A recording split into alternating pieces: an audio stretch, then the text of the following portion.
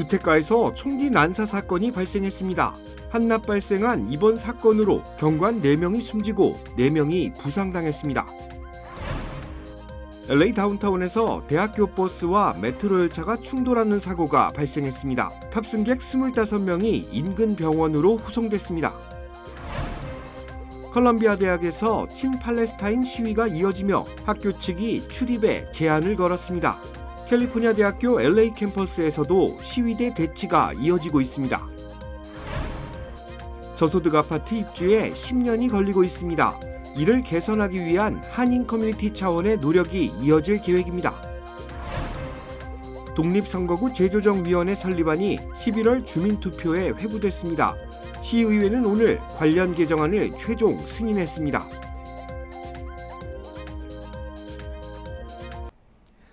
시청자 여러분 안녕하십니까? KBS 아메리카 뉴스입니다. 주택가에서 대낮에 범죄 용의자들이 총기를 난사해 경찰관 4명이 숨지고 4명이 부상당했습니다. 어제 노스캐롤라이나주 샬럿에서 사법집행관들이 총기 불법 소지 혐의로 중주의 전과자 1명에 발부된 체포영장을 집행하기 위해 집으로 접근했습니다. 샬럿 경찰은 경찰관들이 집에 접근하자마자 용의자의 총격에 쓰러졌고 경찰도 대응 사격에 나서면서 영장 대상의 남성 용의자를 사살했으나 곧 제2의 총격범이 집에서 경찰관들을 향해 총격을 가하면서 사상자가 속출했다고 밝혔습니다. During the encounter, the male discharged a firearm, striking multiple officers. These officers requested immediate assistance. As additional officers responded to help, the gunfire continued and more officers were struck. The male suspect exited the residence with a firearm and was shot by law enforcement officers in the front yard of the residence. In total, 8 law enforcement officers were struck by gunfire. 총상을 입은 8명 중 연방호송보안국 요원 1명이 사망하고 주 경찰 2명과 현지 경찰 1명이 사망했습니다. 주지사는 샬롯을 방문해 사망자와 부상 경관들의 가족들을 위로했습니다. Yesterday, 8 families had to be told that their loved one had been shot in the line of duty. It was news they hoped would never come. Tragically, 4 of those families have made the ultimate sacrifice. Yesterday, North Carolina and this country lost 4 heroes and saw 4 other heroes wounded. 사건 당시 3시간가량 총격전이 벌어져 집은 완전히 파괴됐고 장갑 차량이 동원돼 그대로 질주하면서 창문과 출입문 등이 완파됐습니다. 경찰은 2번째 총격범이 있던 집에서 고성능 라이플이 발견됐고 그 전에 경찰은 집안에 있던 사람들과 협상을 벌여 2명의 여성이 나와 경찰서로 연행됐습니다. 용의자 가운데 1명은 숨졌고 2명은 체포됐습니다. 범인을 제외하고 4명 이상이 숨지거나 다친 총기 난사 사건은 올해 들어서만 130건 이상 발생했습니다. 영국 런던 주택가에서도 30대 남성이 흉기 난동을 벌여 10대 소년이 숨지고 4명이 다치는 사건이 발생했습니다. 안다영 기자입니다. 한 남성이 흉기를 들고 주택가를 서성입니다. 출동한 경찰과 대치 중 주택 벽 쪽에 몸을 숨기기도 합니다. 현지 시각 어제 오전 7시쯤 영국 런던 북동부에서 흉기 난동 사건이 벌어졌습니다. 30대 남성이 주택가를 향해 차를 몰고 돌진한 뒤 차에서 내려 지하철역 안팎을 오가며 흉기를 마구 휘둘렀습니다. 이 과정에서 10대 소년이 흉기에 찔려 숨졌습니다. 또 범인과 대치하던 경찰관 2명 등 모두 4명이 다쳐 병원에서 치료 중입니다. That I confirm that one of those injured in the incident, a 13-year-old boy, has died from their injuries. He was taken to hospital after being stabbed and sadly died a short while after. 범인은 현장에서 범행 20여 분 만에 경찰의 테이저건을 맞은 후 검거됐습니다. 목격자들은 범인이 경찰과 대치 중에 경찰을 향해 신을 믿느냐고 소리쳤다고 진술했습니다. 또 범인이 흉기를 들고 이 지역을 뛰어다니다 한 집에 들어가려 했지만 실패했고 그때 경찰이 테이저건을 쏘았다고 말했습니다. 런던 경찰은 이번 사건이 테러와는 관련이 없는 것으로 보인다고 밝혔습니다. 또 누군가를 겨냥한 표적 공격도 아닌 것으로 추정했습니다. 경찰은 범인이 부상을 입어 현재 병원에서 치료 중이라 아직 구체적인 범행 동기 등을 조사하지 못했다고 전했습니다. 리시 수넥 총리는 충격적인 사건이라며 피해자와 가족들에게 위로를 전한다고 밝혔습니다. 파리에서 KBS 뉴스 안다영입니다. USC 버스가 메트로 열차와 충돌해 최소 25명이 부상당했습니다. 사고는 정오쯤 버먼 에비뉴와 엑스포지션 블러버드에서 발생했습니다. 사고 당시 버스에는 3명이 타고 있었고 열차에는 30명이 타고 있었다고 당국은 밝혔습니다. LA 소방국은 현재까지 부상자는 버스 승객 2명과 열차 승객 23명으로 병원으로 이송됐다고 전했습니다. 캠퍼스 내 친팔레스타인 시위가 점차 격화되고 있습니다. 보도에 박일중 기자입니다.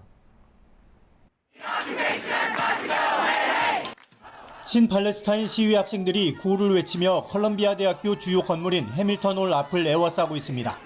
일부 학생들이 막아서지만 곧 시위대가 차단 울타리를 뛰어넘습니다. 그리고 학교 문 유리창을 깨고 안으로 진입합니다. 창밖으로 해밀턴 홀을 힌두홀로 지칭하는 깃발이 내걸리자 시위 학생들이 환호합니다.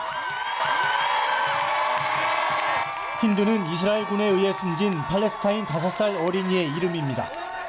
학교 출입 통제도 더 강화됐습니다. 전날까지만 해도 학생과 교직원들이 출입하던 문도 굳게 잠겼습니다.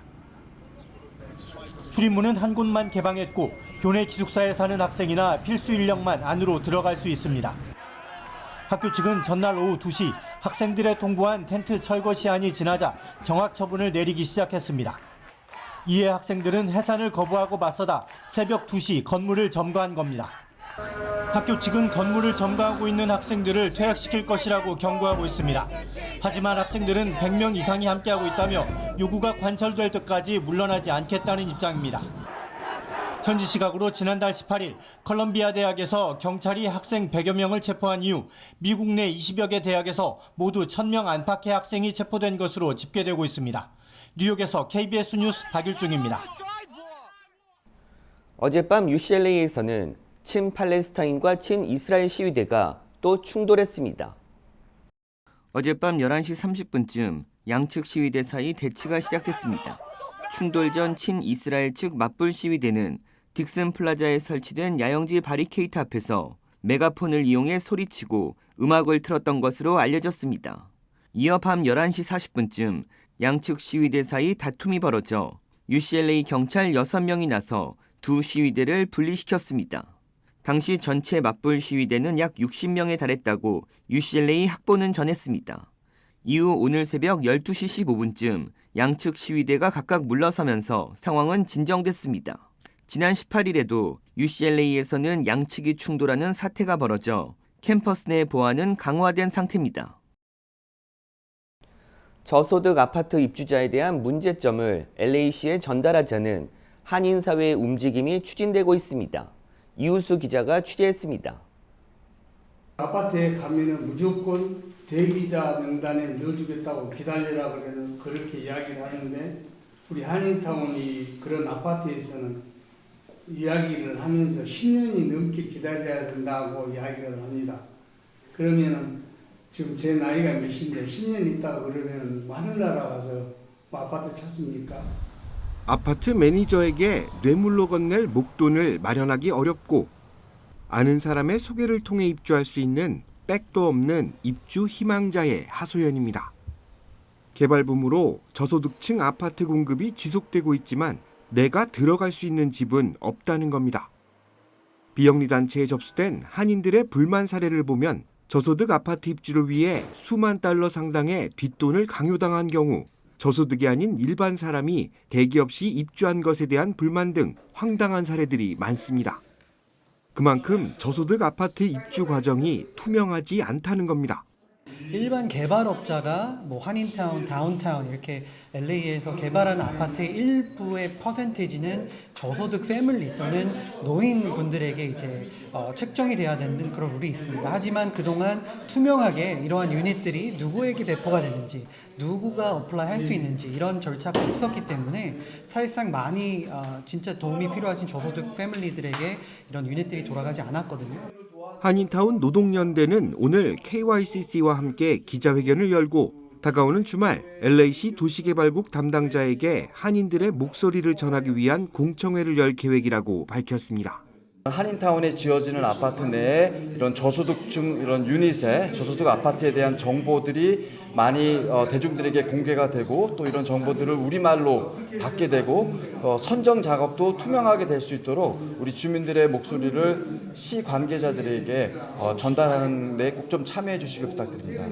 저소득층 주택 마련을 위한 주민공청회는 오는 토요일 오후 1시 굿사마리탄 병원 뒤에 자리한 건물에서 진행됩니다. LA시 도시개발국 담당자가 참석할 예정이며 한국어 통역이 제공될 계획입니다. 저소득 아파트 입주 평균 대기 시간은 10년, 오늘 신청서를 내면 2034년 4월 30일에 입주 허가가 날 수 있습니다. 한인 커뮤니티 차원의 이 같은 노력이 보다 원활하고 투명한 입주 환경을 만들어줄 수 있을지 관심이 집중되고 있습니다. KBS 뉴스 이우수입니다. 2021년 예일대 대학원생을 총격 살해한 혐의로 기소된 중국계 남성이 유죄를 인정하고 징역 35년형을 선고받았습니다. KBTV 김은지 기자입니다. 지난 2월 33세 친수한 판 씨는 2021년 매사추세츠 공과대학 MIT 연구원으로 재직 중이던 시절 예일대 대학원생인 26세 케빈 장 씨를 총격 살해한 혐의를 인정했습니다. 그리고 지난주 화요일 징역 35년형을 선고받았습니다. 판 씨는 청문회에서 내 행동으로 인해 발생한 일과 영향을 받은 모든 사람에게 미안하다며 내 처벌을 전적으로 받아들여 책임을 지겠다고 밝혔습니다.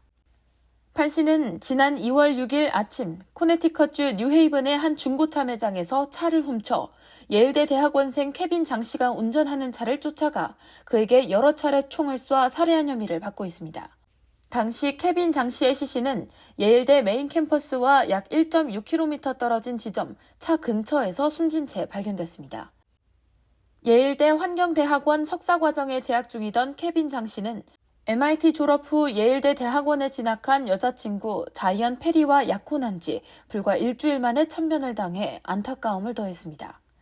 경찰은 총격 사건이 우발적인 것이 아니라고 판단하고 치정에 의한 살인이 아니냐는 캠퍼스 내 뜬 소문의 주인공인 친수한 판 씨를 유력 용의자로 지목했습니다. 동기는 아직까지 명확히 밝혀지지 않았지만 문서에 따르면 케빈 장 씨의 약혼자는 자신과 판 씨가 연인 사이였던 적이 없으며 단지 친구일 뿐이었지만 그동안 그가 나에게 관심이 있다는 느낌을 받았다는 진술을 한 것으로 알려졌습니다. 한 달 후 판 씨에 대한 지명 수배령을 전국으로 확대한 미 연방보안청은 그 다음 달 인터폴 협조로 적색 수배령을 발령해 용의자에 대한 수배령을 전 세계로 확대했습니다. 경찰 추적망을 피해 도피 행각을 벌인 지 석 달 만에 판 씨는 연방보안청 특별기동대에 의해 체포됐고 2급 살인 및 절도 혐의로 구속됐습니다. 당시 판 씨는 구금 과정에서 머그샷을 촬영하며 섬뜩한 미소를 보여 보는 이들을 경악해 하기도 했습니다.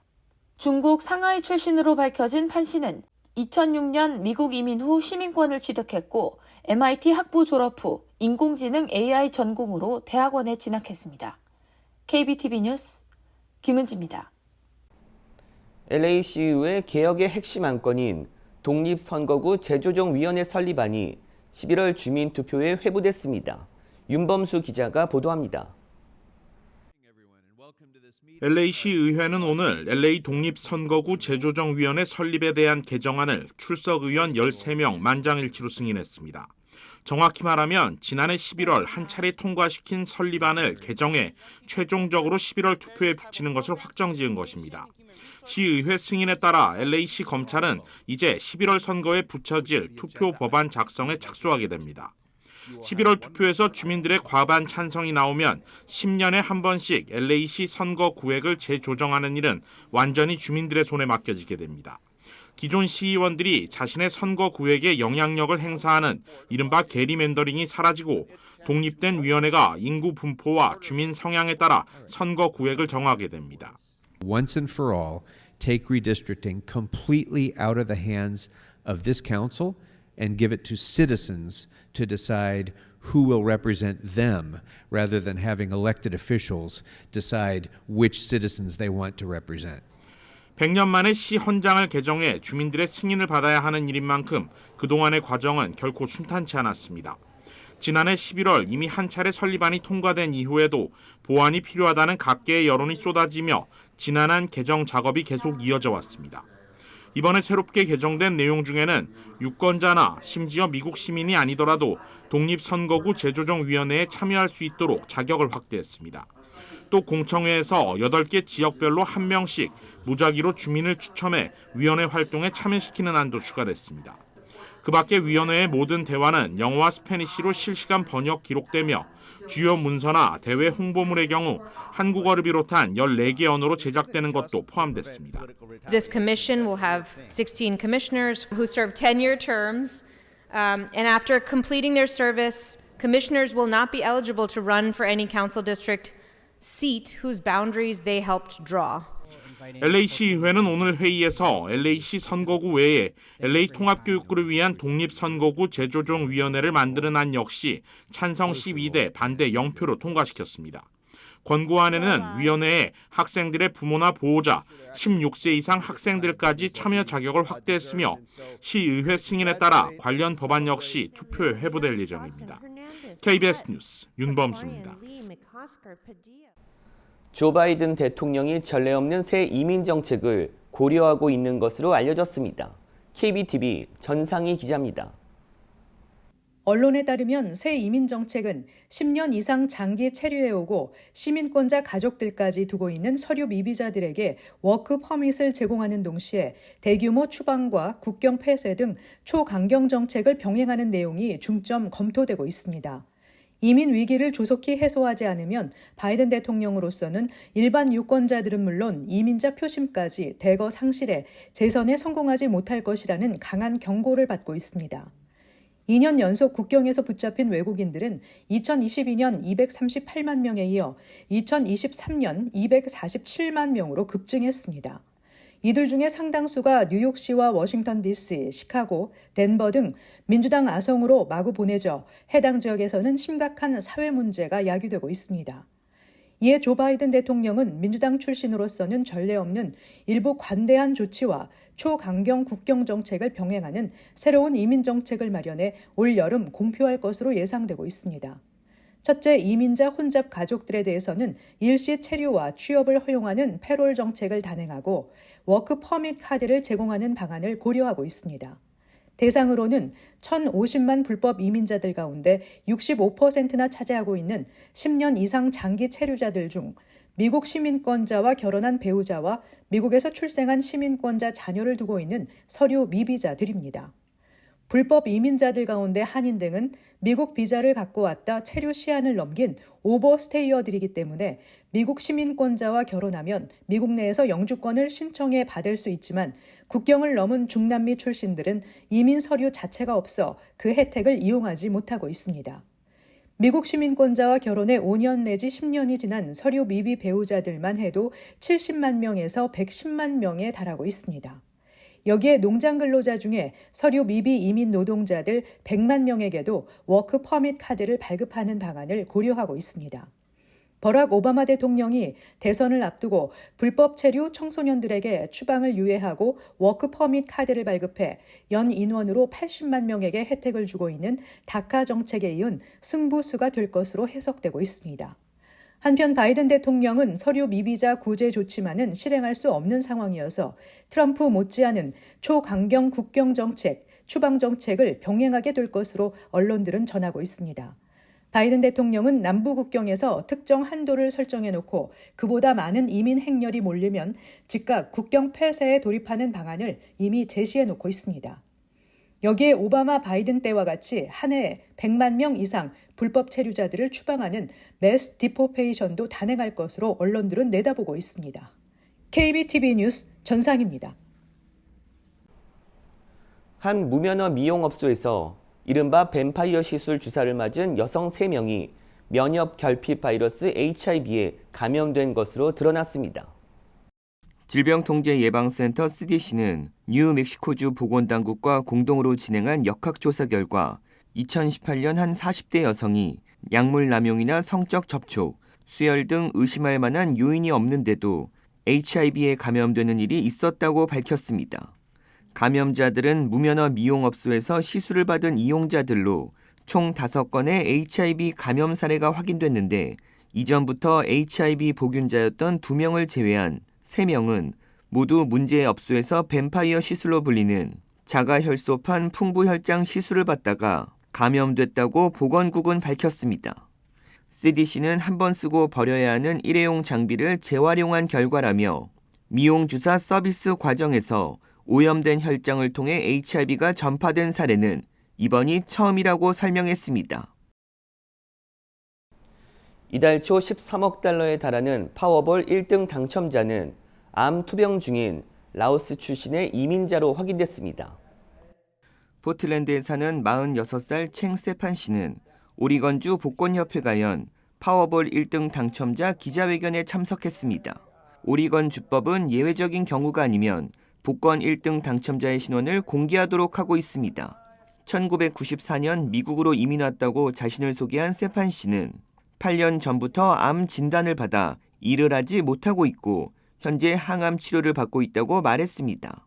세판 씨는 아내, 친구와 함께 20장의 복권을 샀다며 느낌이 좋았다고 복권 구매 당시를 떠올렸습니다. 그는 시간이 있을까, 내가 얼마나 살까라고 말하며 나와 아내는 친구와 함께 당첨금을 똑같이 나눌 것이라고 전하며 좋은 의사를 찾을 것이라고도 말했습니다.